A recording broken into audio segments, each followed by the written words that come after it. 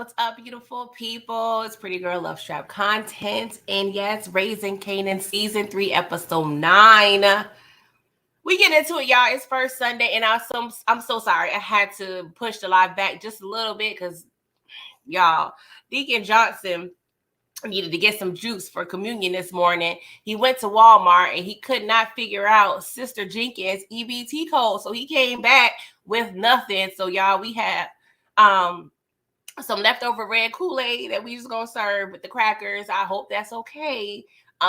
We made sure it's a sufficient amount of sugar. So I hope we all right. Okay. I'm sorry for the delay. You already know PG always over here putting out fires, okay? But yeah, welcome to Trap Church. Make sure you like the video, subscribe, share, do all the things to support me because, of course, you know I'm still trying to grow my channel, all right? But we have a lot of people up in here already. I can't wait. Let me see. We have Daria, RD, hey girl, Samara, DeMarcus, let's see here, HEA, Moochie, thank you for coming through, Bouchelle S. Let's see here, Aisha K, what's up? What's up, Kim, David, Big Wolf, how y'all doing? I know y'all trickling in. It's okay. Okay, if the pastor late, it's okay if the congregation, you know, it's okay. It's okay. It's okay. It's first Sunday, right? Oh, y'all, we gonna get into it because I'm aggravated with everybody. I try not to get on here and just rant for 2 hours, but you just can't help yourself sometimes because, like, what are we doing here, people? What are we doing? What's up, young champ? All right, y'all. Let's just start off from the beginning. And, you know, we was hoodwinked. We was bamboozled because the whole time I thought Lulu was over here just sick, sad, depressed. And unbeknownst to me, he was over here auditioning for the Drunk and the Furious the whole goddamn time. I did not know. Lulu, you could have just told us. We could just call Hobbs and Shaw, whoever, Tyrese, whoever the hell, so we can get you into the movie because it was no other reason for you to be driving like a bat out of hell. And it was probably a good 1, 2 in the morning. I don't know what time it was. But what were we doing, Lulu? What were we doing here? Messing up the good folk vehicles? Like, come on, bro. What's up, Nita? Thank you for coming through. But Lulu, this is where we've come. This is where we've come, and I'm tired. And y'all know, it's nothing about force that I can ever correlate to Raising Kanan. But I'm not even gonna lie, when he went to that liquor store drunk as a skunk, it was definitely giving me Vic Flynn vibes. I don't know why. I don't know if the same writer was substituting that day and came in to Raise the Kanan. You know, the writing room was like, hey, y'all, we gonna do this. I mean, it definitely wasn't as goofy as the big scene, but it was definitely hilarious and doing too damn much to me because the way Lulu, first of all, I'm blaming it on the clerk because I understand you own a liquor store, sir, but there's absolutely positively no reason why you can't provide the good customer service. Like, I understand you got drunk Uncle Lou and drunk Harry and Charles and Reginald. I understand that they be coming up in there and wanting they drink, but there's no reason why you can't provide Chick-fil-A or Starbucks customer service. Like, Lulu ain't even try to find his money good until the clerk was over here just being hella disrespectful. So I have to give you accountability, sir. I'm sorry. Because if you talk ish like that to me and I had money, I'm going to the next liquor store. We already know we in the hood. We can go right down the street or we can go to the next block and go to the next liquor store. So, sir, I'm going to need you to work on your customer service next time patrons over there trying to buy some drink from your establishment. Okay? But the fact that Lulu couldn't find 10 goddamn dollars. Oh, Lord. Oh, Lord, what we doing here? Hey, Kim Cunningham, thank you so much for the super sticker. I appreciate you. Thank you so much. Thank you. What's up, Booby? What's up, Deborah? How y'all doing? So yeah, y'all, Lulu over here drunk as a skunk. And he's literally taking the term drinking and driving seriously. This man is drinking, literally guzzling, okay, while he's driving. I'm like, Lulu. I've been around a couple alcoholics, right? And normally they'll drink and they be done. They wake up next morning, throw up, be hungover, whatever. But Lulu is just constantly drinking. The poor boy ain't probably putting no H2O in his damn body. Oh, Lord. I'm just hoping season 4, we gonna find a better Lulu, okay? What's up, Deborah? How you doing? But yeah, y'all, get your boy, please, and thank you, all right? So, oh, Lord. Urkel was over here with Waldo, Geraldo, Faldo, aka Ty Dolla Sign. Y'all, that was so random to me to see Ty Dolla Sign up in here in this driver's seat. Now, don't get me wrong. I don't follow him too well. You know, I know some of his music. Don't ask me about any song. I'm sure I know some songs. I can't think of them right now. And maybe he has some other acting credits, but it was just random. I'm not tripping on nobody getting no bag, okay? But it was just random as hell to me to see Ty Dolla Sign over here making deals with Ronnie, right? But Ronnie already know he worked like clockwork. You know, he definitely gives OCD vibes. So it's been 2 minutes since the schedule dropped. So he knows the Colombians is normally on point. So once he realized that, oh, something ain't right, he tries to leave. But next thing we see Joaquin coming. And I'm not even gonna lie, y'all. The fact that Joaquin came in so smooth and just swaggered, like, oh my God, like, I ain't gonna lie. Joaquin did it for me. He did it for me. Even Ronnie couldn't even do nothing. So Ronnie in the car, and Joaquin was like, come on, come here. Come here. Y'all saw that little neck root, that little thing. Oh, y'all, that was chef's kiss for me. Okay? Like, I don't even gotta say much. I don't gotta do much. I'm gonna talk to you like you one of my little hoes on the trail. On the track. Come on, come here. Come here. Let me talk to you real quick. And Ronnie had no option but to get out the court. Okay, he had no option but to get out the court. But isn't it weird how Ronnie was such, quote unquote, the big bad wolf a mere few episodes ago, but now he's just the fall? And I hate to say, because grace is not really a word I would ever associate with Ronnie, but just the mere switch of how down bad Ronnie is. It's just hilarious to me. And I am basking in joy, because I don't give a goddamn well about no damn Ronnie, okay?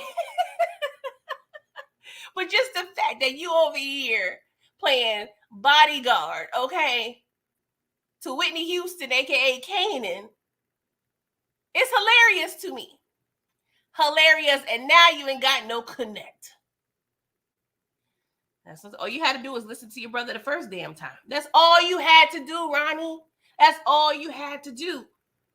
But this is what happens when you be grown and fast. When you was a teenager, speaking for my little chicas and my ladies in the congregation, your mama probably had that one time when you was doing too much, and she was like, "So you're being fast, you're being grown. Pump your brakes, baby girl." See, that's what Ronnie is doing. He was doing too damn much. Next time you need to, exercise some patience, Ronnie, or you wouldn't be in this predicament. Okay? What's up, Mr. Bear Facts? Thank you for coming through. But Joaquin straight up told you, yeah. Yeah, Juliana is gone. Okay. Can we get another amen for that, y'all? Let me. Oh my God. I wish we had somebody just doing a selection, because I swear for Lord,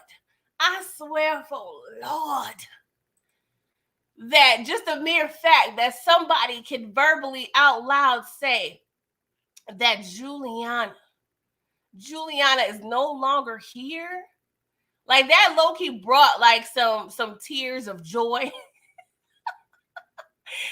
of joy to my heart, because it's like, yes, you're right, she is no longer here, and praise the Lord for that. Okay. Oh, Jesus Christ.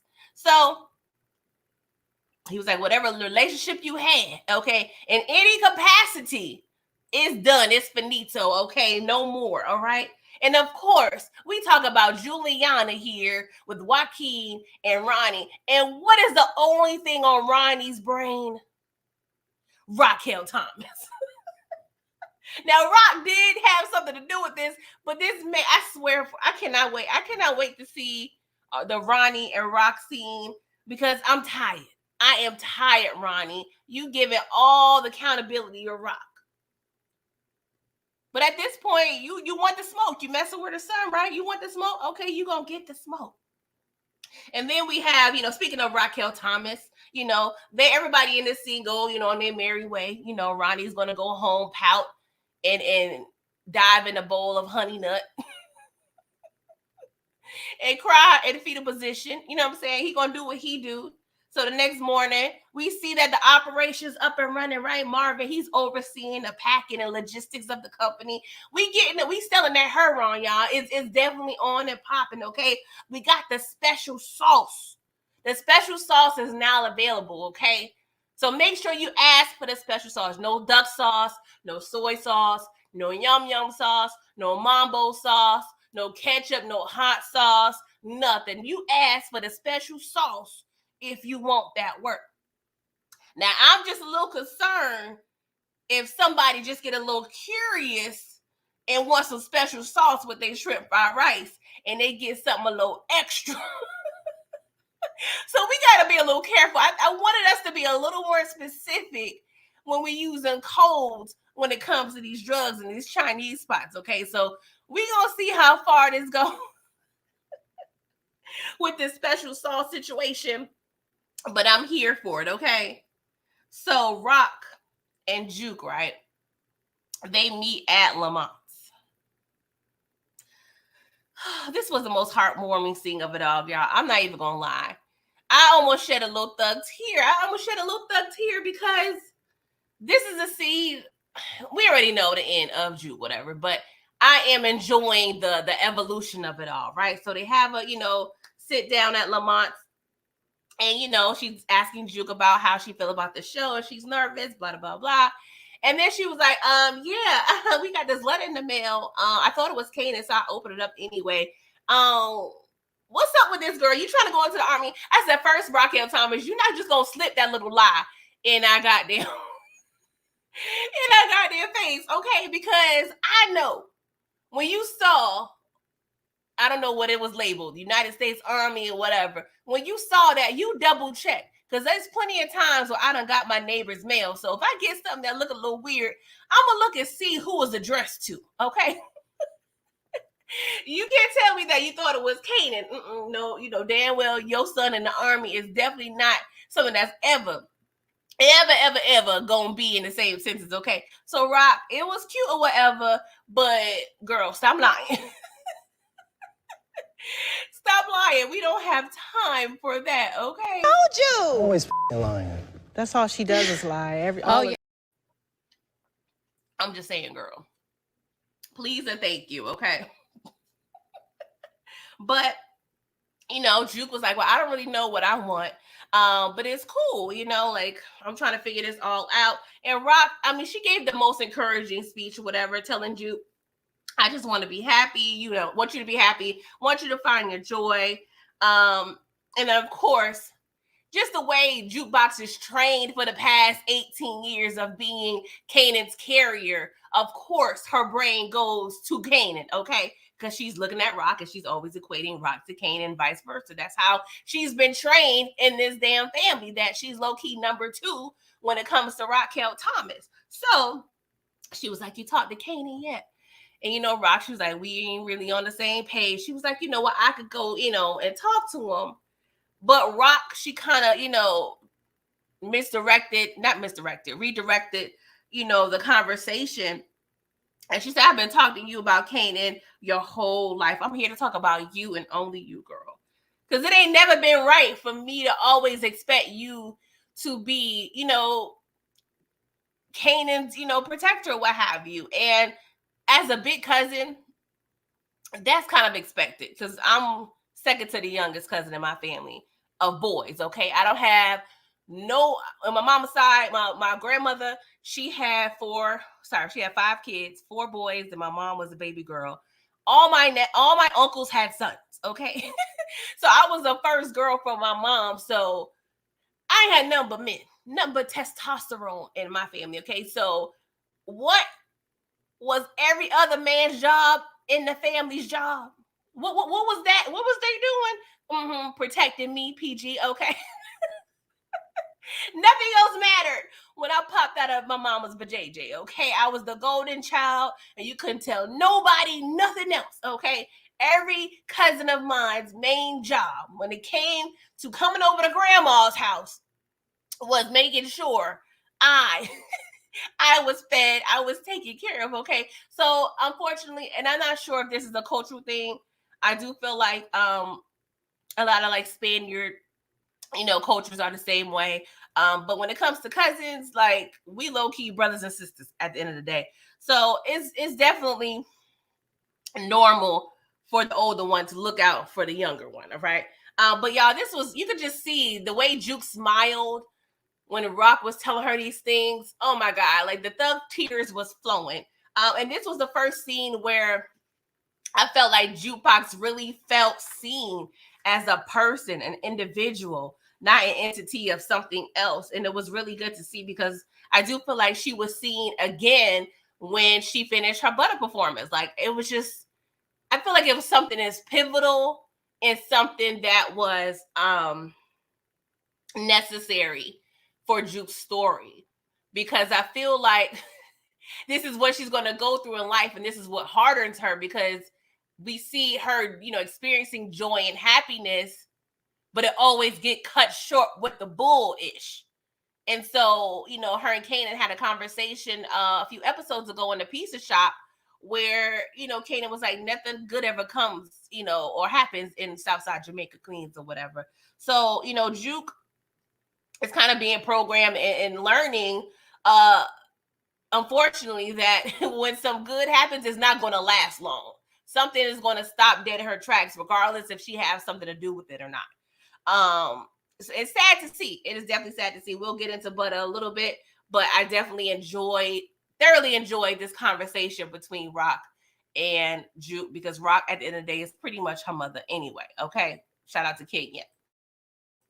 R.I.P. with your trifling ass. Okay, so Famous is over there at the bar, because we know he had a little barter system going on, do some chores around the bar, because Shirley likes the young strapping men, okay, in exchange for some studio time. So he over here, and that was nasty as hell, Famous. You over there putting your little hot ass breath in the glass before you put it up. That pissed me off, y'all. And this is why I got to be careful, frequenting, people's establishments, because people be nasty as hell. People don't be having the same care and hygiene as I do. Okay. What's up, Torian? Thank you for coming through.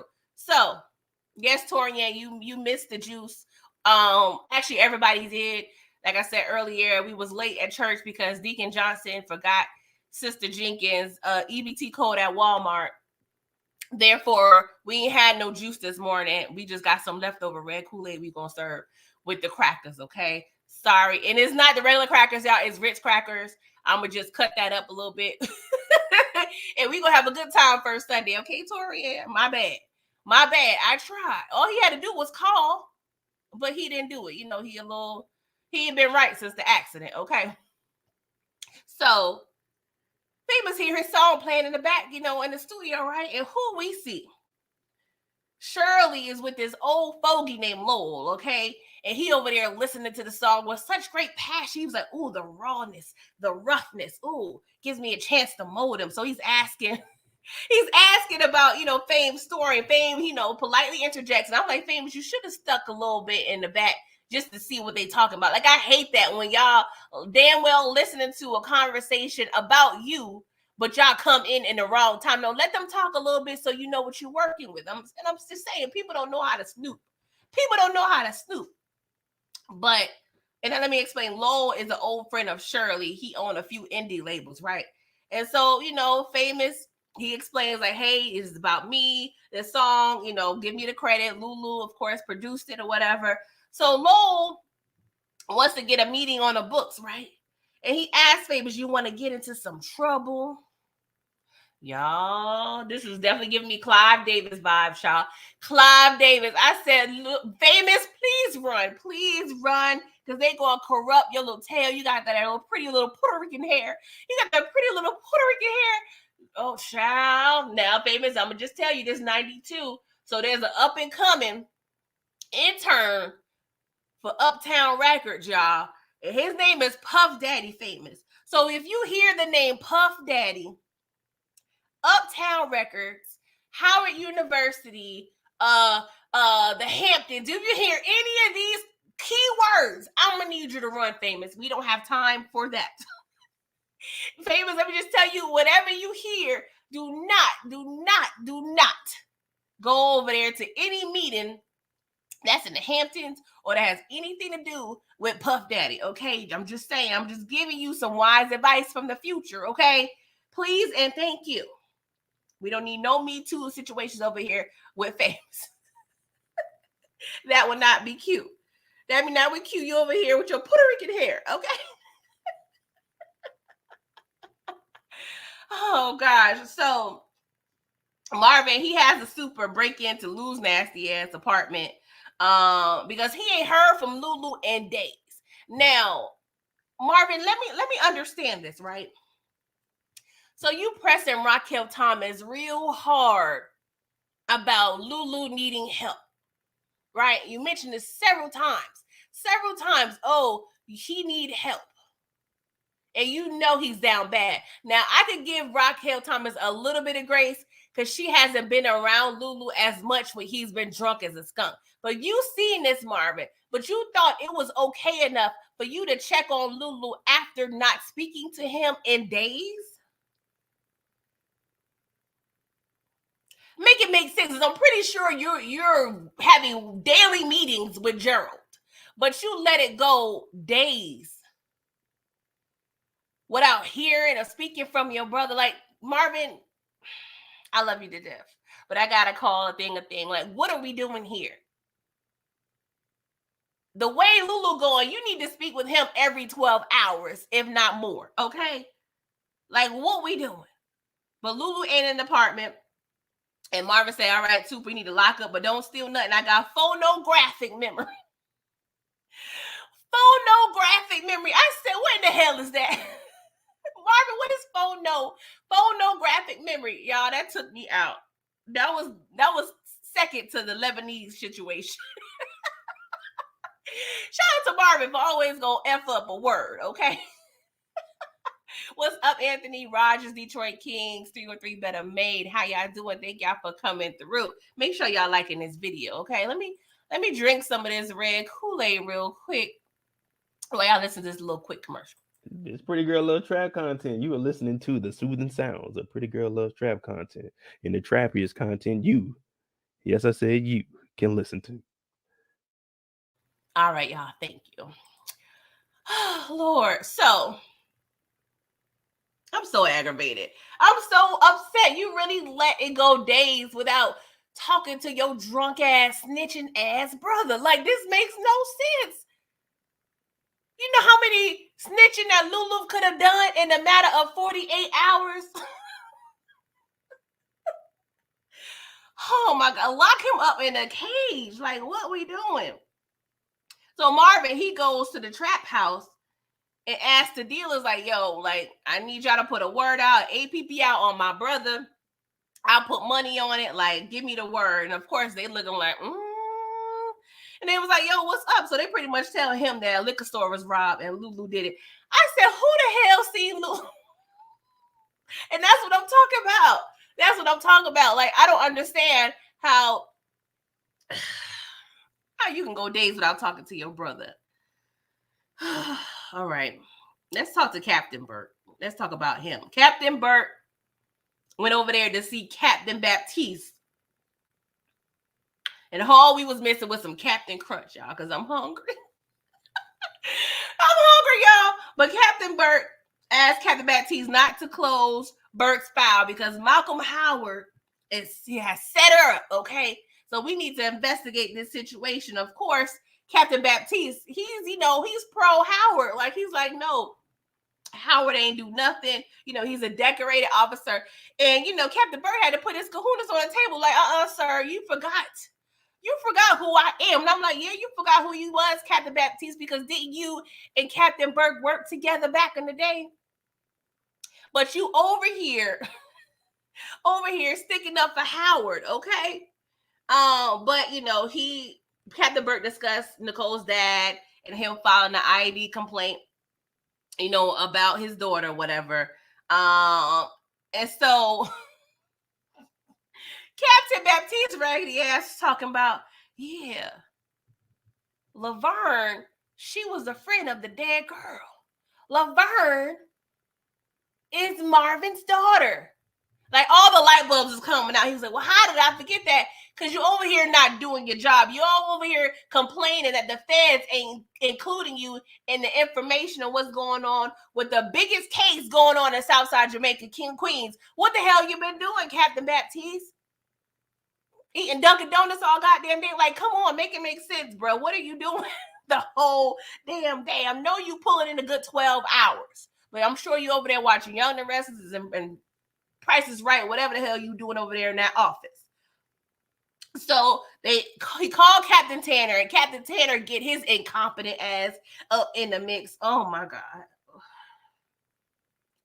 Captain Tanner pissed me off so bad this episode, y'all. I wish I can go and get Steve Urkel's time machine. I don't know, Back to the Future. I don't know who I need to get contact, but I need to go back to 92 and slap the hell out of Captain Tanner because he done pissed me the hell off this episode. So Captain Tanner comes in and they start linking Juke, Howard, and Marvin. And Captain Burke is always mentioning this is, mob related. They mentioned it's mob related in this scene, and we gotta make sure we still keeping the mob in our frontal lobe, okay? Because we see Stefano, episode 10. And I'm sorry, y'all, I get snitch vibes from Stefano. I don't know what it is. My spidey senses is saying I can't trust Stefano. So we're gonna have to see. Hopefully, Tony Danza is gonna prove me wrong. But I just do not trust Stefano at the end of the day. So I'm hoping he surprised me in the finale, okay? Meanwhile, Ronnie visit Papa Snap's mad. He didn't get the heads up about his work not being delivered, okay? And so Pops is like, you over here doing side deals with Joaquin's cousin. That was dumb as hell. I was like, yeah, tell him, Pops. I don't ever shoot like that, Pops, but you saying a word there. And, y'all, when Ronnie said, my business is better than that bitch is. Ronnie, you can tell if you got a vagina, Ronnie don't give a crap about you, okay? My business is better than that bitch is. This is what happens when you don't follow proper ethics, Ronnie. This is karma. This is Lulu over here. I'm just saying. Sorry, not Lulu. Unique spirit over here. Making sure he get his get back, okay? And of course, who does he blame for this? Raquel Thomas. I mean, the accountability is nowhere to be found when it comes to Ronnie. I'm so over it. But they correct him like, no, Rock didn't take our money. Okay, you took our money, so I'm gonna need you to figure it out, Urkel. I'm gonna need you to figure it out. You and Laura, whoever the hell, figure it out. And I forgot to mention that Pops and Snaps is the reason why Ronnie is still alive. So not only you coming here with all that smoke, because Pop Snaps, they had all the elders. Okay, they had all the elders with them. I don't know where they. Well, Bingo Hall, what number shop they done put all the elders from, but they brought all the elders, okay, because they literally all 60 plus. The whole crew is 60 plus, okay? They're probably going to slide over to Denny's after that and have a good meal on a good discount. But Ronnie, you should at least thank them for sparing your life. I'm just saying, you just so unprofessional, so ungrateful. But that shows how big of a reach that Pops and Snaps have, because they're willing, they have the ability to ask a favor of a Colombian drug kingpin. So we gonna see. Looks like they have a lot of clout, y'all. But I still feel like they underestimating Rock, and I feel like they're gonna lose. Okay, but we gonna have to see. Yes, Booby. He said this was Rock. Ronnie's favorite cat is definitely his favorite catchphrase. Big Wolf said Ronnie be like, F them hoes. Mr. Bear Facts, he said he should have gotten roughed up. Facts. Okay. Now, I ain't gonna lie, that would have probably activated Ronnie, because what do we know about Ronnie? He's OCD. So if y'all would have wrinkled them dungarees, then he probably would have been over here getting activated. He probably would have got murked, okay? Ronnie would not have you wrinkling up his good old dungarees he done spent 45 minutes pressing, okay? I'm just saying. What's up, Inga? What's up, Derry? Thank y'all for coming through. So, Ronnie pissed off. So, he got to figure out what the hell he going to do with his life. But personally, y'all, Ronnie is done. His storyline is finito. It's done. It's out of here. It's vamoosed, okay? Because you have no drug organization. Though your partner, quote unquote, don't respect you, okay? Because Kanan don't give a goddamn about what you be talking about, okay? And you don't have no friends, sir. And Raquel Thomas is on your MFing heels. So, Ronnie, you're pretty much done. So I expect Ronnie to be out of here next episode. Please and thank you, writers, okay? So Rock and Howard meet. I'm not even gonna lie, I love this, baby mother, baby father duel that they be having. I love their scenes. Two great actors just really doing their thing on the screen, right? So of course Rock is needing Howard's help, and I know that just bothers her, okay? And she was like, yo, I need help finding Lulu. It's not good for any of us that his snitching ass is out here running amok on the streets. And Howard's like, well, god damn, y'all niggas is incorrigible. Like, Howard, what else you doing? You ain't solving no other cases, sir. Ain't no other files on your desk. So, yes, you gonna go ahead and clean up our mess and find Lulu. Stop complaining, bruh. Okay, you wanted to be in your son's life, right? What you was screaming all season 1, all season 2. You wanted to be in Kanan's life, right? Oh, okay. I'm just saying, Howard, you got to be careful what you ask for. And Rock was like, like the shit you was saying. We was over here. We connected. We family, whether you like it or not. And Howard got the unmitigated gall to say, y'all would be the effed up family I would get. Howard, I don't know. I know you're getting older. I know you was sick or whatever. But, sir, this is the family you chose, okay? You took your grown ass and slid your grown peen into a teenager's vagine, okay? Did you forget that, Howard? Did you forget that? So, sir, this is the family you chose. Stop playing in my face, Howard, and take some accountability, okay? This is all on you, bruh. I don't care. If Raquel Thomas was looking good in those Sassoon jeans, if those curls was looking right, okay? I don't care how short her skirt was. You was wrong, bruh. So I'm going to need you to rephrase that and say, this is the family I chose. All right, Big Wolf, you talking about Howard was seduced. Oh, okay. Okay. I really want to just preface what you're saying here. So you're saying a 15-year-old gal done seduced a 20-something-year-old man. Oh, all right, Big Wolf. I know you joking, bro. I know you joking. Because don't be over here with that R. Kelly ass energy, please, and thank you, okay? Oh, I don't even want to talk about this whack ass, punk ass, neglectful ass man, Gerald. Oh, do I have y'all? Can I just skip? Okay, I'm gonna spend. Let me see if I can just spend 45 seconds on this scene. Marvin, who can't find his brother and haven't spoke to in days, found enough time to still meet Gerald at the park. Okay, Marvin. But, Gerald was like, I'm getting closer to Juke's story, to wrapping that up. I spoke to her and, she don't really like to talk. Yeah, because Juke know better. Juke know Marvin. I know that's your daughter, but maybe you need to take some classes on how to keep your effing mouth shut. If Juju know damn well not to tell her business to this white man, I'm going to need you to stop being around this white man.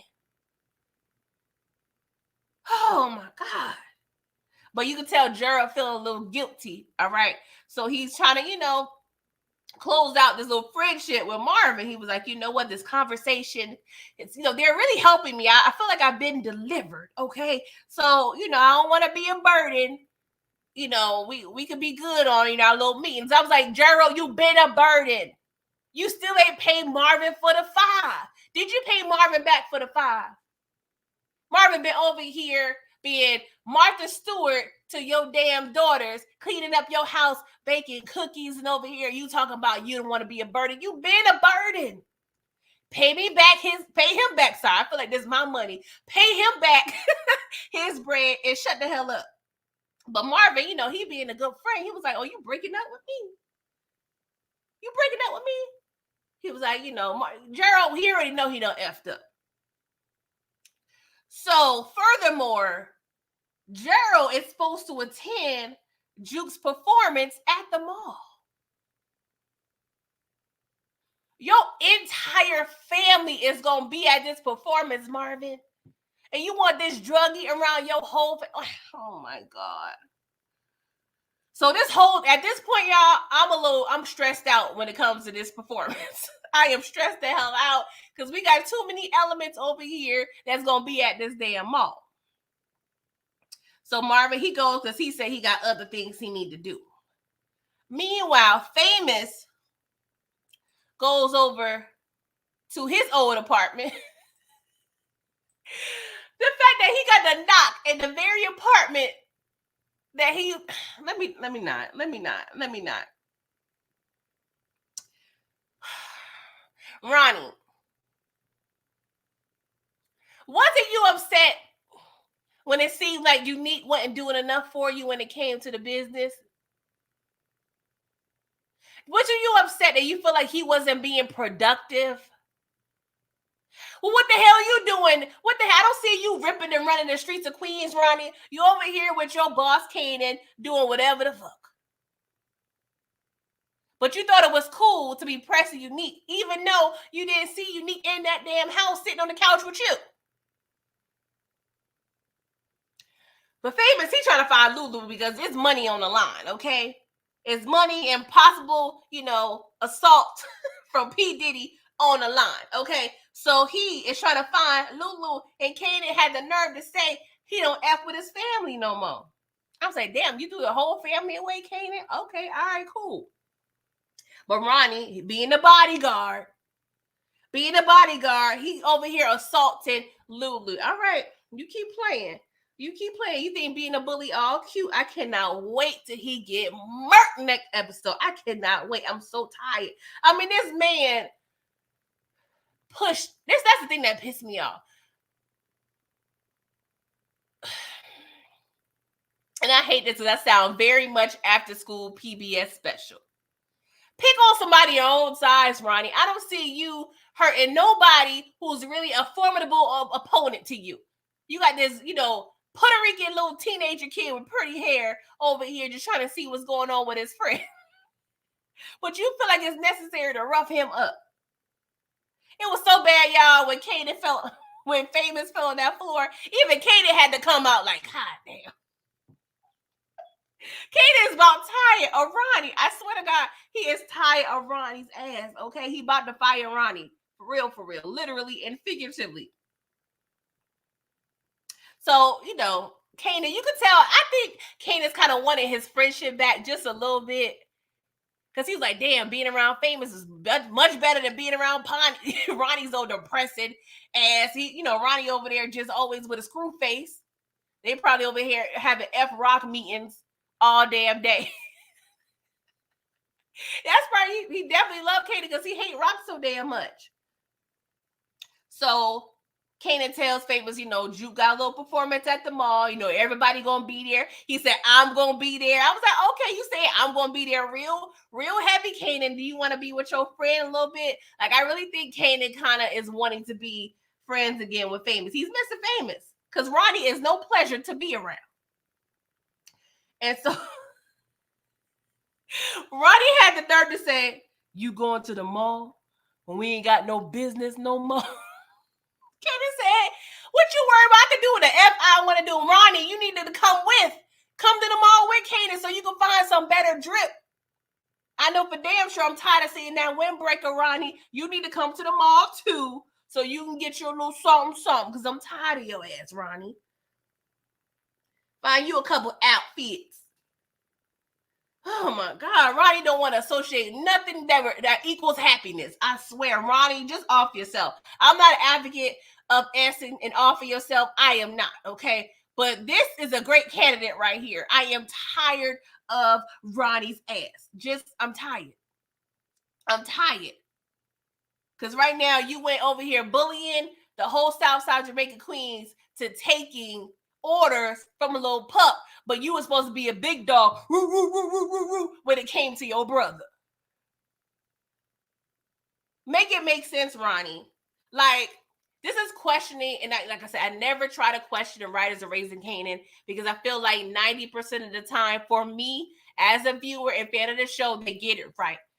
But the way they just kind of just puffed up Ronnie's character into the way that he is now, it's disappointing, you guys. I'm not even gonna hold you. It is very much disappointing. Like, what are we doing here? It just seems like the mere purpose of Ronnie was to off Unique. And I understand we need to dwindle down some of these older characters. So they need to start, going away so we can make sure that Kanan is on the forefront, which I don't give a goddamn what Kanan be the forefront. Maybe unpopular opinion, but I'm more invested in Rock, Lulu, and Marvin. Kanan is getting on my goddamn nerves, and I'm tired of him already. Oh, Jesus Christ. I'm so done. So, y'all, I couldn't even enjoy Butter's performance because the whole time I'm thinking the FBI is going to ruin the whole thing. I said, in between the FBI, and I had a feeling, I was like, Lord, Ronnie is going to bust up in this mall. He going to see Rock and going to see nothing but red. Like, I didn't know what was going to happen, and I was scared that this performance was not going to be completed. But, Butter performed. It was a decent job. They did their thing, y'all. The song, it was cute or whatever. I like the songs that they were auditioning better than this particular song. But it was a little bop, a little bop. LaKenya had a good little inspirational speech. She wasn't yelling at the girls for a change. Everybody was there, but Lulu drunk ass. Okay, Lulu, you just such a disappointment. You couldn't show up to Baby's Girl performance. That's so damn Lulu. But y'all, I was nervous the whole time. Juke over there doing her thing, looking at the crowd. They get all the praises. Like, this is the second time in this episode that she felt seen. Like, this was a positive thing. I love the conversation with Rock, and I love this scene because it illustrated, like, Juke was like, yeah, like, I'm finally getting something good. Something good is happening to me after all the BS she done been through the past few months. But of course, that was short-lived. Because who do we have here unnecessarily effing up the ish? But let me backtrack a little bit, right? Because Kanan and Marvin talking, Marvin all proud. He was like, she did good, right? She did good. What's up, Brillo? And so, Kanan, he was like, it's just sometimes it pains Kanan to even say positive-ish. That's when I know Kanan is turning. He don't even like to say nothing good no more. Over there, dressing like his bestie, Ronnie, right? So Rock said, I'm having a little celebration for Juke in a couple of days. Kanan had the damn nerve to say, well, I don't have time for y'all. First of all, Kanan, you don't know what time this celebration is. You don't know what day it is. You just want to be a jerk. You just want to be an asshole. Because what we doing here? This is Juke here. But you don't have time? Get the F out my face, Kanan. I'm tired. I'm done. I swear I do not like this little... where's the belt? Where is the belt? Even Marvin was like, where the belt at? I don't care who your daddy is or was. I need to whoop your ass. I'm like, all right, Marvin, you over here with them hard bottoms on this slippery floor. You know the mall's floors be a little slippery. Marvin, I don't need you busting your ass with your Stacey Adams on the floor. I'm going to need you to be careful, all right? So, of course, we got the little conversation between Kanan and Rock, right? So she was like, threatening the social worker, that ain't good. He was like, oh, I could make some calls too, there's stories I can tell. Places they can take you. I said, oh, we threatening folk now, Kanan? Like, Kanan, his nutsack must have grew. It's at 1,000 right now, y'all. It's definitely at 1,000. But y'all can tell the look that Rock gave Kanan, it scared me. I ain't gonna lie. It scared me. But I think she had the point where she was like, yeah, I done lost this boy. I don't know at this point I don't know if she's going to give up, but she's definitely thinking of a bigger plan, because I think she realized, like, yo, this ninja, he's just not going to listen. So she going to have to come up with either a bigger masterful plan or just let it rock and let him be the man he think he going to be. What's up, RC? What's up, Blazing Saddles? What's up, boo? So, Rocky, the way she looked at Kanan, I don't know. It was definitely telling. So, she explains to Kanan, like, Ronnie don't see the world like normal people do because he ain't normal. Even, come on now, Kanan. I know you're trying to be rough, but I know in the back of your mind, you was like, yeah, that nigga Ronnie crazy as hell. And he had the nerve to say he trusts Ronnie, the man that he knew for 2 weeks. And she was like, bruh, he killed his own brother. Like, what we doing? So apparently it seems like Ronnie done put a story into Kanan's head that Rock took out Unique to take his territory. Oh my God. I just can't. I cannot. Kanan, you really believe that? Nah, I ain't gonna lie. He probably do think she did that. He probably do think she did that. Whatever they saying he did that shit. He definitely think she did that shit. But hopefully he will learn the truth about his dear old friend, his buddy old pal, Ronnie, okay? But she was like, bro, you out of business. Whatever you doing with Ronnie is dead. And he had the nerve to say, you don't decide. No more. And walk the hell up. I said, child. Now, he a little too grown for the belt, Marvin, but give this boy a good 2-piece and a biscuit for me, please. And thank you. Oh, my God. Can't it just get on my nerve? I got to give Rock her accountability, too. I am not absolving her of accountability, but Kanan, I'm done. Let's talk about Agent Tanner's whack, incompetent FBI ass, right? He's over there talking to Nakinya and the group thinking it's a whole record label situation. You know what I'm saying? They all happy. And Tanner took his behind in front of everybody. Well, not everybody, but the group and Nakinya, and said, I cannot believe he did this shit. Oh my God.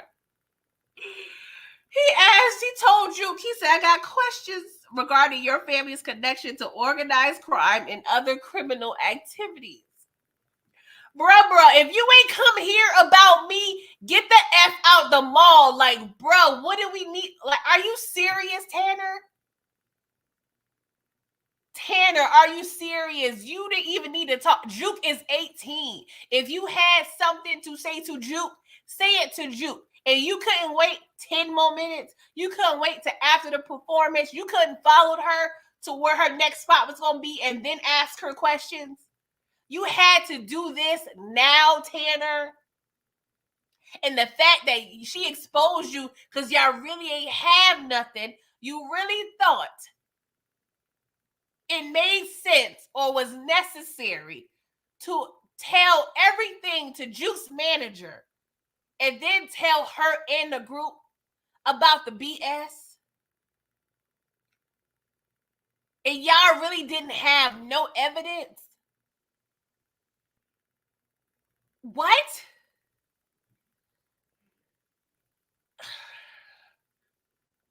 I'm sorry, I need a minute. I need a moment. Shout out to Martin. That was not Martin. That was Will Smith. But y'all know the hell I mean. Like, this is stupid as hell. Tanner, what are we doing? Like, this pissed me off. You go to the daughter of the person of interest and thinking you could do this to her and she's going to politely like, hey, yeah, sure. Here's all the information you need, sir. That was some BS. Tanner, F you for life, bro. I'm sorry, Tanner. I'm sorry. It's nothing for me to say. I'm aggravated. So he decides to take her down to interrogate her and think he know what the hell he talking about at that. Talking about Marvin and gave Nicole the bad drugs and got her killed. What? Now, don't get me wrong. Marvin did, have a little situation with Kanan, but Kanan cooked them drugs. So I'm going to give Marvin like 2% accountability, but Tanner, you don't have nothing, sir. Asking her about Detective Howard, if he friends with Marvin. She was like, my daddy ain't friends with no damn cop. What the hell are you talking about? And she was like, yeah, the way you asking me these questions, that means you ain't got ish. You done effed up my whole life tonight. You think I'm going to answer your questions? So Tanner thought he was over here having a Y'all Done Fix My Life segment, talking about, yeah, none of us make it clean escape from our effed up families. The scars just get deeper. You ain't helped Tanner by effing up my life 2 hours ago. I could have helped escape my raggedy ass family, but you decided to go to my very first performance and tell all my peoples my business. It ain't even really my business, because at the end of the day, you said it was my family's business. You ain't charging me with their crime. You ain't arresting their person, but you over here thinking that I'm going to help snitch on my daddy. Oh, okay. Okay, Tanner. That makes all the sense. Tanner, how long have you been an agent? Like, please let me know. And this is the thing. And I feel like to become a teacher, you got to go through years of education. Typically, you become an NBA player. You play years and years of ball. There's so many professions out here where you need years and years of training. But for some particular reason, I know the FBI is not necessarily the police. They're a little higher. So I know they go through a little more training. But I feel like when it comes to police, they don't get enough training for me. And this is all like out of Raising Kanan. Like, they don't get enough training. They go and do a for Ricky D couple months in a police academy, but they over here supposed to be deciding people's lives on the streets. Oh, okay. Make it make sense. Make it make sense. Tanner, get the F out my face. And I cannot wait until this fake ass case blow up in your face. Oh, that was a bar, y'all. Just hire me. Hire me. And to further piss me off, Marvin, mind you, Marvin still haven't seen Lulu, but he went and ran to the hospital to see what Gerald talking about. Marvin, are you serious? Marvin, the king of recon, is not over there scouring the projects and the slums of Queens, but you find time to go over there to see about your friend in the hospital. This is some bullish. Gerald tells him that Alice drowned and Amber about to be taken away. And he thinks these little crybaby ass tears is going to help Marvin feel bad when he tells Marvin he's been working with the F to the B to the I to avoid a simple ass possession charge. Oh, Lord, Jesus Christ.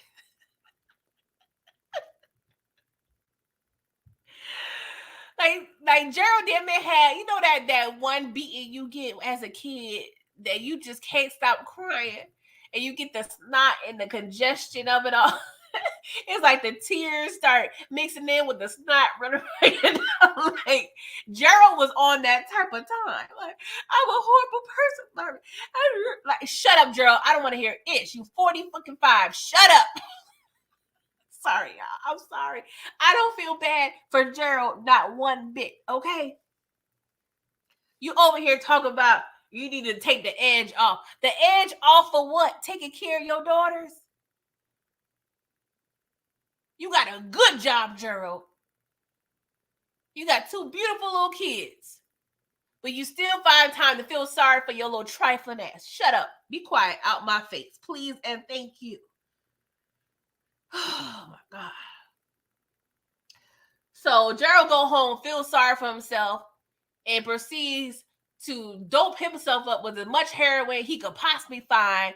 And we find him overdosed because the FBI was trying to do a professional courtesy by picking him up for his daughter's death. A professional courtesy, yeah, that's some racist mess. Y'all can't tell me if Gerald was over here being an African American, he would have got professional courtesy.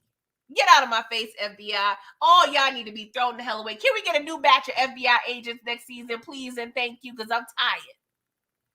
I'm tired. And you could tell the FBI was over there sniffing. Y'all, you sure this is not foul play? This wasn't a hit? They tried so damn hard to get Marvin. Meanwhile, you're over here harassing his daughter on the best day of her goddamn life. I don't understand. Oh, Lord. I'm tired, y'all. I'm tired. So, the cops pick up Lulu from the bar.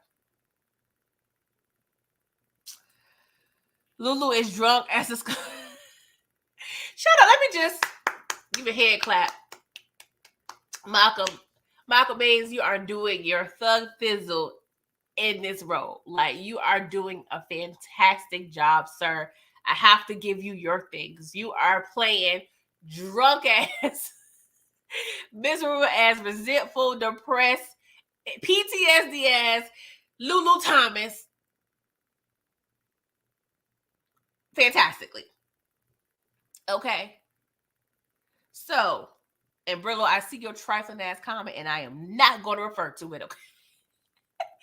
Brillo, I don't know what you got against. Let me be quiet. I ain't gonna say.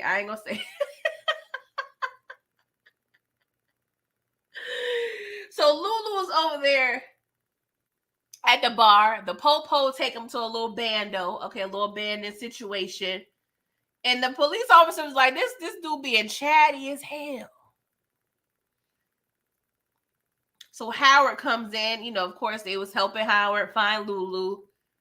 And they even tell Howard, yo, this Lulu done confessed. He just finally snitched on himself. A crime he committed. Talk about, yeah, I done knocked off a liquor store. I'm like, finally, at least talk about something you did. Damn, Lulu. And Lulu had the nerve to fix his mouth and say, I can solve damn near every murder on the south side of Jamaica, Queens for you. I said, are you serious right now, Lulu? What? It was giving Lil Jon. What? Lulu? Oh my God.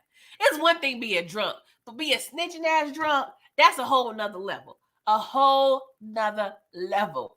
Facts, big. Well, we straight killers, yo. Like, what we doing? Mr. Bear Facts, you said I hated that Marvin's fingerprints all over Gerald's home from helping out. Yeah, but they're friends, right? So I don't think that's going to be an issue because they are said to be friends. It's documented that they are friends. So I don't think Marvin's fingerprints in Gerald's home would be an issue. But we already know these raggedy ass FBI agents go try their damnness. Okay? to hem somebody up for these crimes, okay? And I ain't gonna lie, I'm not diminishing this case because we got about 20 bodies that's unsolved for. So I get the sense of urgency, but y'all barking up the wrong tree. But I mean, the branches, the branch. Let me be quiet. I'm just saying these FBI agents is whack as hell. So Lulu put it together that Howard was the one that told Rock about Scrappy, right? He was like, it was you who told Scrap was snitching. You effed all that up. You killed that nigga. So I do hope with Lulu, for a small part, him being able to take some accountability off himself and transfer that a little bit to Howard now that he knows, he knew, okay, that Rock had a cop and got the information from. But just maybe when he heals, this will help him heal knowing that, which he should already know. But he should know that, hey, I'm not the only one to blame for the situation, okay? Because he really wasn't even to blame. Honestly, Lulu tried to spare Scrappy. Marvin did too. Marvin was just doing a recon. But the fact that Lulu put two and two together, yeah, that don't help no damn body, okay? And so the fact that Howard said one more word and you dead, and Lulu politely pressed his forehead against Howard's blicky and said, I'm already dead, nigga, been dead. I said, oh, really, Lulu? Oh, really? Let's just point out, Lulu just said he already dead, N-word. He been dead. Now, I ain't gonna lie, that was the fire scene, y'all. This was a good scene, sad as hell, but definitely just emotional, and just, it was a great scene. I loved it. I definitely loved it. Thank you, Monica M. You said, did I notice that the two cops that picked up Lulu were the same two cops harassing Rock? I wonder if Howard was behind that. Yeah, I did notice one of them. The second one, he didn't look familiar, but maybe because the scene was too dark. But yeah, I did peep that. I thought about that too, but it's like, what incentive would Howard have for them to harass Rock? Because it would benefit Howard for Rock to be on the right path, right? Because if Rock is clean, Howard don't have nothing to clean up. So that's why I was kind of like, I don't know if this particular, I guess I would call it a theory, is correct, because that wouldn't make sense. You know what I'm saying? I just feel like they were just raggedy ass cops. But you never know. You never know. Big Wolf said to put Rock back in the game, but that's what I'm saying. Putting Rock back in the game does nothing for Howard. Because how Rock in the game is horrible for Howard. Because he's constantly trying to clean up her being in the game. His son trying to be in the game. So that just wouldn't make sense to me. But I'm no writer, so I don't know what they have in store. But the fact that Howard will ask people to harass his baby mother, just, it don't make sense to me. But maybe y'all can, let me know in the comments, y'all rationale about that situation. So Lulu says he already been dead, right? So Rock comes in, and of course Howard was like, yeah, your brother be a real chatty, confessing to every crime in Queens for the past 10 years. Let me know in the chat, y'all. Do y'all know any snitching ass, drunk ass people? The drunk people I've been around growing up, they weren't snitching. They weren't snitching. But we already know this is low-key Lulu's therapy, okay? So she was like, oh, let's talk about snitching, okay? Because you need to confess too. Yeah, you ain't tell me Marvin was over here being a point of interest with the FBI. They've been looking into him for months. And of course, I expected, Howard to kind of lie. But he was like, nah, I ain't gonna lie. I'm gonna go ahead and put all the cards on the table. He was like, yeah, I knew, okay, but what will be the harm? He's pretty much saying if we put the whole thing on Marvin, he will understand. Because if it comes down on Rock, it comes down on everybody. But still, Howard, and I don't know if they're really going to call this a particular like Rico case, because I know Rico was kind of formed around this time, so I can't necessarily say that Rico was a thing in '92. Y'all can do y'all Googles while I'm on live to confirm. But I honestly feel like I do think they can prove that Marvin was to blame for everything, and it could still not fall back on everybody else. I do think they can make that happen, but a small part of me do feel like they can still him up everybody else on some other like lower charges, you know. But I do feel like, and I explained this on Miss K's channel last week, the conversation that Marvin and Rock had in her living room last episode, when she explained like, hey, you know, this what it takes to be the boss, you know, you get all the blame and none of the credit, you know what I'm saying? And the fact that Marvin is the older brother, I can see him taking the charge for the team, taking one for the team, you know what I'm saying? I can totally see that, to protect the rest of his family. I don't think he would have a problem with that. He'd have been in prison. He already know how to go. So and especially if Drew go up to the army, that would be like kind of, I don't want to say perfect at all, but he will politely take that responsibility. Now I'm hoping it don't go that way, but I can see Marvin just like, you know what, I'm gonna go ahead and take the charges, whatever. But Howard is trying to sell Rock on this whole plan, and I love the fact that Raquel Thomas said, I'm never selling out my effing family. Rock, tell him you stand on business, because what do Howard have? What do Howard have? He don't have nothing. He don't have no family, so he don't know how it works. He don't know how family work. He already said that's why he got no wife, he got no dog, he ain't got nothing.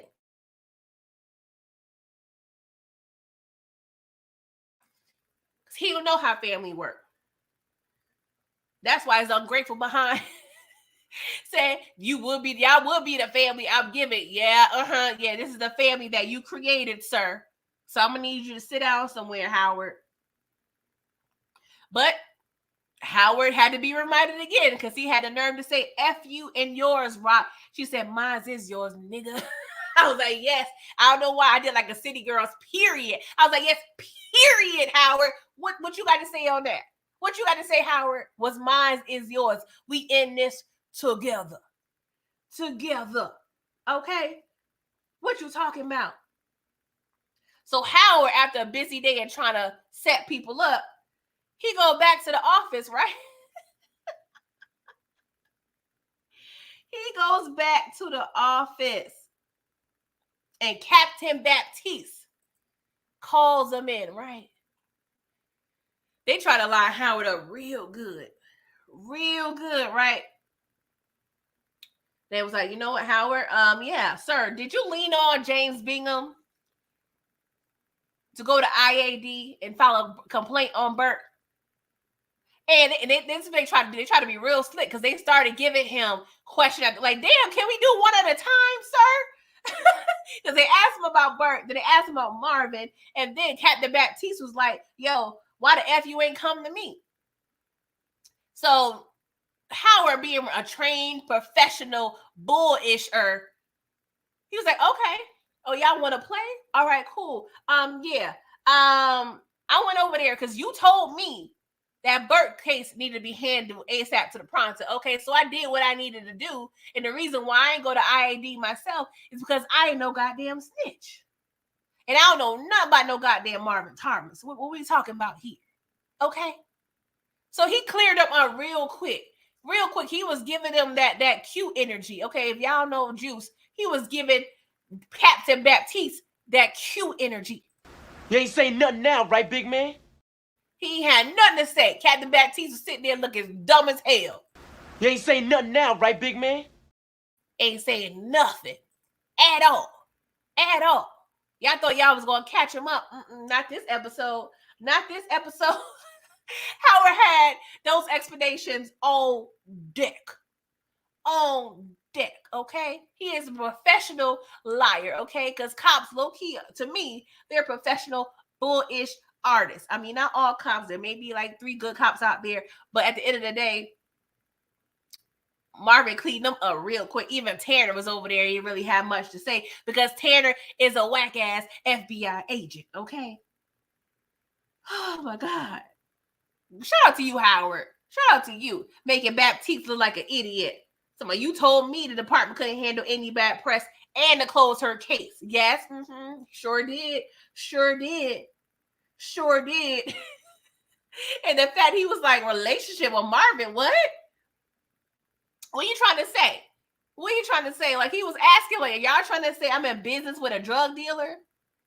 And Captain Baptiste don't even know what to think because he's an idiot. Yeah, I said it. He a damn idiot because at the end of the day, you're not even... God. Like, what you doing all day? Put the Dunkin' Donuts and coffee down, Baptiste, because I'm tired. I am tired. Oh, my God. You might as well bring the other captain back. Bring the other captain back because Baptiste, you ain't it. You came on the scene like you was gonna be over here improving ish. You was gonna be on top of your game. You was gonna solve these crimes and these murders, but you ain't doing nothing. You ain't doing nothing but looking busy. Yeah, I said it. You sit there looking busy with those 5011 files on your desk, all of them open and none of them solved. Y'all got about 20 murders in the South Side, Jamaica, Queens, white folk, Italian folk, black folk. How many murders y'all done saw? I'm listening. I'm listening, Captain Baptiste. How many murders? How many crimes did you guys solve this year? None. How many donuts you done ate this year? 100. Get the hell out of my face, Captain Baptiste. Yeah, you go ahead. You may be fired. You may be fired. You may be fired because at the end of the day, yes, the FBI has this case, but you ain't helping not a damn bit. Okay. Oh, Lord. Kanan sit down with Snap, Crackle, and Pops, y'all. Oh, my God. I was tired. I'm tired of Snap, Crackle, and Pops.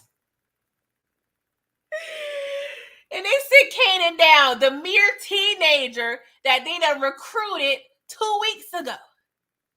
Talking about your moms is effing with our investment, our money, and need to be handled. Y'all know who the hell this man mama was. Well, I would say man, boy. Y'all know who the hell this boy mama was before you recruited him. What the hell y'all thought was going to happen? Y'all recruited this man knowing damn well he was going to be his mama's ops. And when it's not working out for you, you go to him talking about your mama need to be handled. What the hell y'all thought was going to happen? Regardless if y'all thought she was out the game or not at the time of the recruitment, y'all should have known very damn well that Raquel Thomas was going to have some involvement. Get out my face. And if y'all think Kanan's going to conspire to quote-unquote handle his mama, nah, he ain't going to do it. He already tried to assassinate one parent, unbeknownst to him. He's not doing that again. He ain't doing that again. He can't stand his mama, but he is not going to have her murdered. So, Snap, Crackle, and Pops, y'all need to figure something out. They going to pretty much do some book 2 type-ish where Kanan going to have a plan, but he going to have another plan that nobody know about, that he going to be conspiring. He going to make sure his mama is straight. Trust and believe. He is not going to try to murder Raquel Thomas. At the very least, he's going to get Ronnie out the way and find a solution for Snap and Pops. So if y'all think Kanan's going to conspire against his... Now, I wouldn't be surprised if he have some people rough her ass up a little bit. But I don't think he will go as far as to hurt his mama. I'm just saying. Oh, Jesus Christ. Mr. Bear Facts, you said that was dumb though. Are you talking about the recruitment? Yeah, I'm done. Thank you, Ronnie. Thank yourself for putting yourself in this BS, because that made absolutely positively no sense at all. Okay. Back at the band though. Marvin gets to the spot, right? And apparently he done told Rock about Gerald's snitch ass. And she's telling Marvin, do not hurt Gerald, because it's gonna look bad, okay? But we already know that the Lord and the devil worked in our favor and got Gerald out of here without us having to do anything, okay? And now Lulu, he wanna be Justin Timberlake crying a MFing river, okay? Asking Rob, telling Marvin, oh, she trying to kill me. Don't let her kill me. Rock was like, put him in the car. Put him in the car. And I was like, yeah, he gonna cry in the car, Rock. He gonna cry in the car, Rock. And poor little Lulu talking about, I ain't ready yet. And Marvin, I ain't gonna lie, Marvin looked a little unsure, like, what is my sister's playing? Like, I feel like for a split second, Marvin ain't know what the hell Rock was playing. Marvin looked a little shook, but I'm like, and don't get me wrong, Lulu has been violating worse than Scrap. Even though the things were lining up for Scrap to be a snitch, we have proof that Lulu has been snitching. So Lulu, for you to think, just because we share DNA, you wouldn't reap any consequences of what the hell you've been doing? Sir. Sir. Ain't wrong. Anywho, we in the car, y'all. This was a great scene, y'all. This scene was so good. I was so invested, okay? They in the car. Lulu over there pleading for his life, talking about he ain't ready yet. Lulu, you just told Howard 20 minutes ago that you been dead. You already dead. So what is it, Lulu? You been dead, ready dead, or you not ready to die? Shout out to Biggie Smalls. What are we doing, Lulu? That's what I'm saying. Lulu be on that bull-ish, and he playing around with our emotions. Stop playing with me, Smokey. Stop playing with me, Smokey. What you trying to do, Lulu? Please. Because you're getting on my damn nerves. You want to live or you want to die? Like, what is it? Because you playing tough guy. You was playing tough guy with Howard. But when it comes to your siblings, because you know they about that action, now you want to go ahead and plead for your life. Oh, Lord. But Malcolm Hayes, you did a stand out job, okay? Because I was over here low-key feeling bad for you just a little bit. Not really a lot, I ain't gonna lie. Just a little bit, like a centimeter of a bit. Just a little bit. But they did an awesome job. Rock over there, looking at the rear view mirror, like, not even breaking. She not breaking face at all. And even Lulu was like, y'all don't love me no more. Y'all don't love me. I ain't seen nobody cry in the core like that since Yvette or Baby Boy. He don't love me no more. Get me out of here.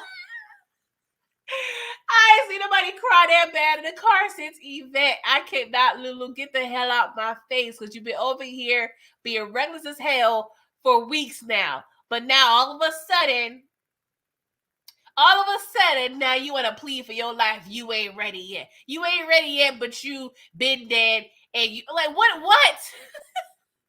Lulu don't know what the hell he talk about. He confused as hell. Lulu, I'm going to need you to figure out if you ready to die or you not ready to die.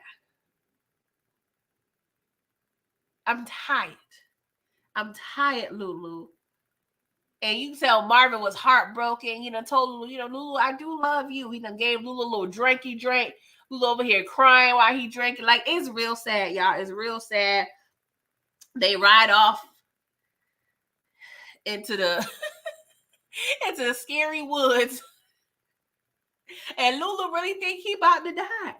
You gonna put me down all by myself in the dark? No, we can't. We ain't Ronnie. We not over here doing what Ronnie do. We gonna make sure you good. But they not killing no Lulu. And Raquel Thomas told Howard, I'm not ever gonna give up my family. If she is not willing to send Marvin to jail, she for damn sure not gonna kill her baby brother. So if y'all think that Lulu's out here really about to get burnt, y'all wrong. In my opinion, I could be wrong too. I could be wrong, but I seriously think, based on the dialogue that we have been given, that they're gonna send Lulu off somewhere. Okay, it really need to be across country. He don't need to be nowhere where he can just catch a quick little bus ride. Okay, do not do what Marvin did to Crackhead Sam. Okay. Make sure Lulu don't have no type of communication. Make sure he got somebody that's going to watch him, not like whack-ass, trifling-ass Joyce. Like, Lulu need to be somewhere in a room with a straitjacket on, okay? And he can't be around people that we can't trust because we know his ass going to be snitching. So it need to be about, I don't know if he's going to sit up. See, I don't even want him with his auntie in Virginia. First of all, she got kids. Okay, they don't have time for that. She got her own problems, but we need, and I hope we're not calling it Symphony. I can't. Symphony over there trying to live his best life with his new job in North Carolina. Like, we don't need to ask Symphony for no more favors. Okay, so I don't know where the hell Lulu gonna go. Where's Lulu at, y'all? Let me know. Where Lulu at?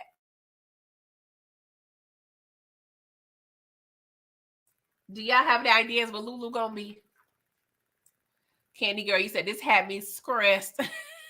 Yeah, but I already know. Like I said, now if Rock did not tell Howard that she would never give up her family, then I probably would have been a little more nervous, a little bit more nervous, right? But that line alone tells me she's not gonna off Lulu. Not at all. Not at all. I just hope the solution is going to work. Because at the end of the day, Lulu, you can't be out here wilding like that. Wilding. Get the F out of here, Nick Cannon. We do not need you to be over here wilding out and telling all our business. Okay, Lulu? So, Rock, I hope you have a great idea to keep his ass silent. Okay. And Marvin, let me talk to you real quick, bruh. I'm going to need you to have the same outlook as Drake. No new friends. No new friends. No new friends. Ooh, ooh, ooh. We don't need no more friends, Marvin. No new friends. Please and thank you. We do not have time for the BS. I know you over here. You know, you need sometimes, you need a little friend or two sometimes. But call your sister if you want a friend. Call your daughter, but no new friends, Marvin Thomas. You hear me? Okay, thank you. Oh, Lord Jesus Christ.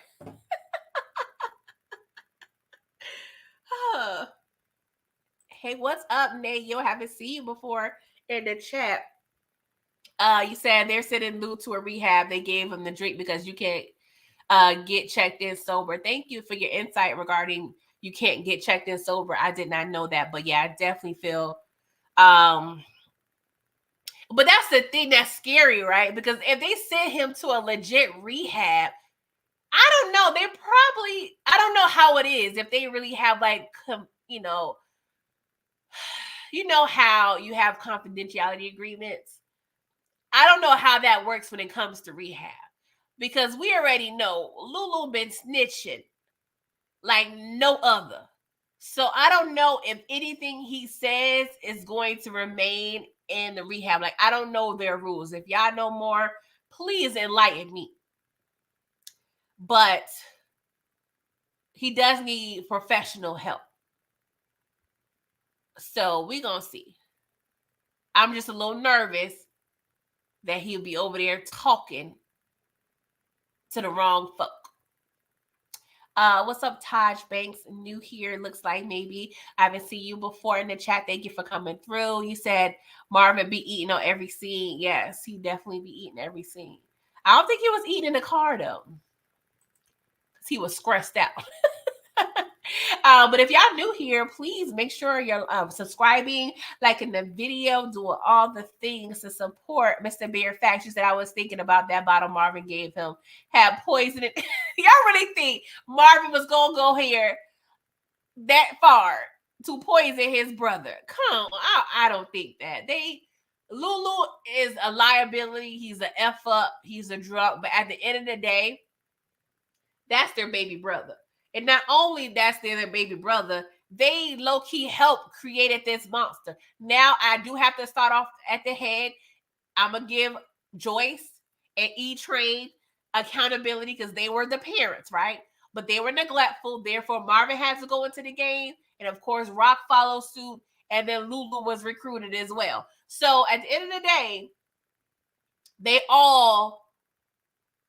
I don't want to say have Lulu's blood on their hands because Lulu's not dead. They all have Lulu's breath. His stinky ass breath in their hands. They're all responsible for the monster that they create. Now, I'm not saying that Marvin necessarily, I don't feel Marvin enlisted Lulu to murk anybody. I really think that's probably all Rock's doing. Maybe. We don't have proof. But it seems like Marvin was the one that kind of made Lulu the shooter of the organization. But I do not think that they would do their baby brother like that. There are no Ronnies, okay? There are no Ronnies. I'm just saying.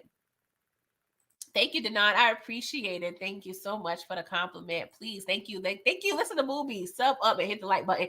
And subscribe to Booby Traps too, because he be having fire recaps, okay?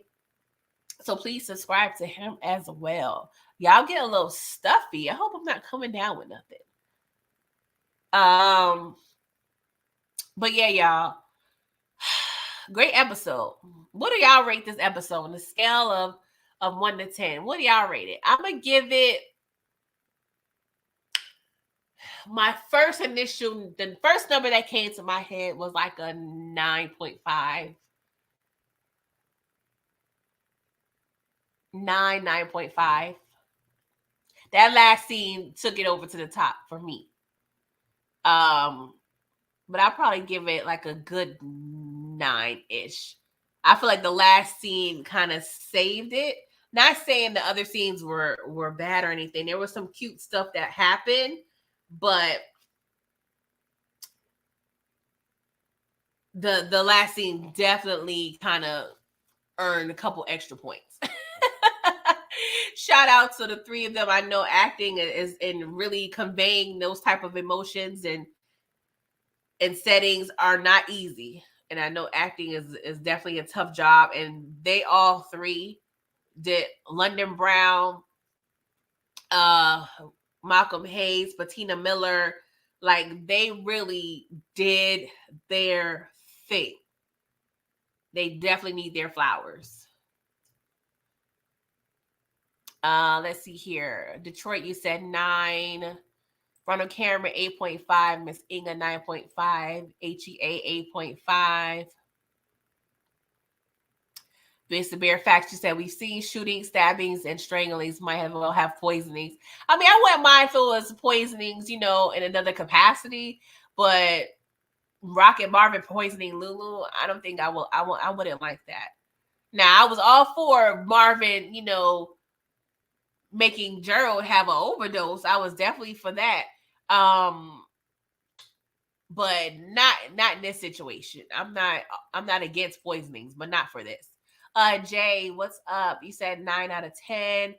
Booby 9 easy. Taj 9.3. All right, you giving those Keith Lee numbers and ratings. I feel you.